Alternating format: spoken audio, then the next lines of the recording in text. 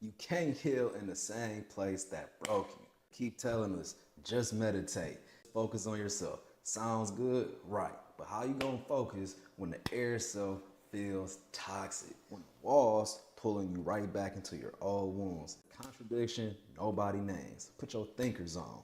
Later, I'll tell you the night I tried to meditate in the same room and why it failed. People are good to make everything sound so simple. Healing is internal. Just focus on your mind. Just focus on your breath. But the lie of solo healing starts right there. They want you to believe that if you sit still long enough, you can rise above anything. That might sound strong, but the truth, your body don't forget the room it's in. Your spirit don't ignore the air it's breathing. You can't tell somebody to heal inside a burning house and expect them not to choke. I learned that the hard way. One night I was tried doing the whole turn inward thing and thought maybe meditation could quiet what was loud around me. I sat cross-legged, crisscross applesauce on the floor, shut my eyes, told myself, deep breath, breathe deep. But then, buzz, my phone lit up with another message I didn't want to see.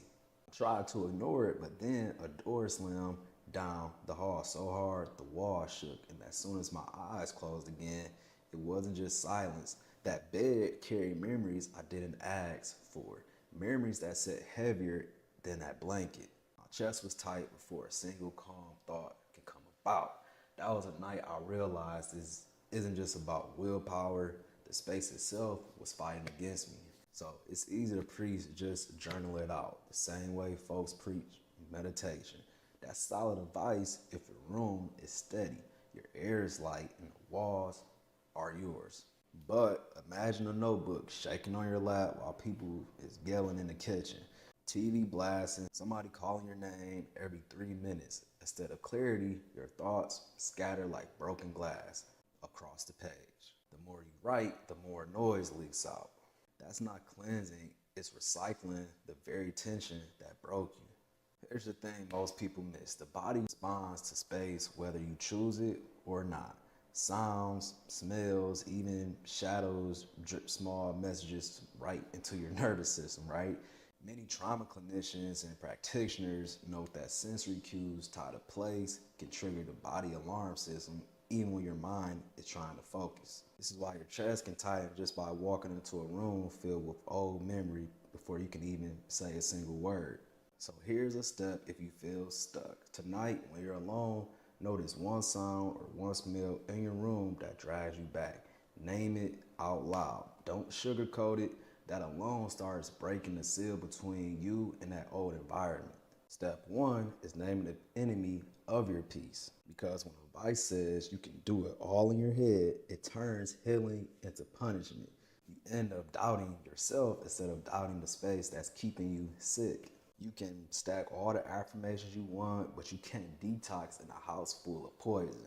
That's why solo healing doesn't free most people. It replays the room. The room becomes a cage, and that silence becomes another weight. But what if I told you healing was never meant to happen alone? A space that's supposed to build you instead of haunt you. And here's the real truth. Environment is spiritual. Healing never happens in thin air. It happens in a space that either carries you or breaks you. Simple simplicity. I want to reiterate that point. You've been told it's all in your head, but step back a second. Look at how your body reacts in different rooms. We have to start being more conscious of things like this. Some places tense you up before anyone speaks.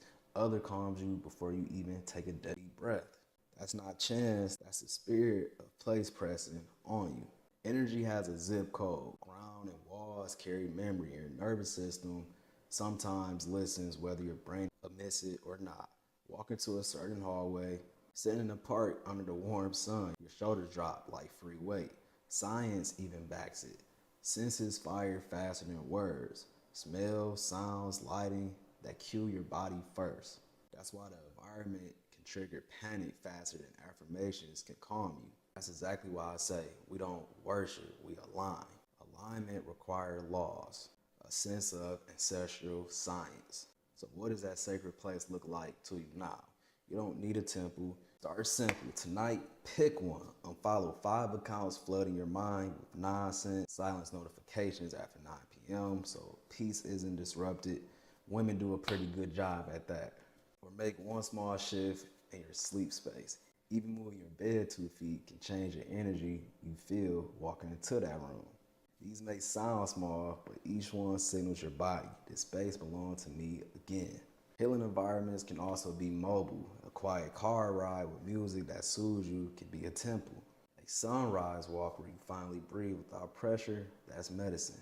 Once again, many women already know this without naming it. Arranging candles near a bath, setting up a corner with family photos, keeping crystals or plants nearby.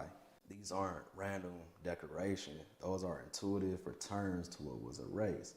Micro temples, reclaiming balance in modern form. So the body always remembers, even if society tries to make us forget. That's why the environment breathes life back into healing. Without the alignment, inner work struggles against constant interference. So here's the real breakdown. You're not failing at healing. You've been trying to create peace in the same spot that suffocated it. And that understanding leads straight into the next truth. Healing was never just about sheer willpower. It's about shaping the same space your power can actually breathe instead of suffocating. Your power can actually breathe. Think about it this way. Trying to heal without changing your space is like doing soul surgery in the same room you got stabbed in. I'm sorry, y'all. I know that's pretty gruesome, but that's not the wisest. That's punishment. This is bigger than comfort. It's about protecting your last piece of uncolonized self. Boom, drop this emoji and do all the YouTube stuff for me, man. I don't gotta do the whole rundown spiel for y'all. Y'all know what it is. Oh, and most importantly, don't be stuck and dumb forever. Let's learn to grow together. It's Hef.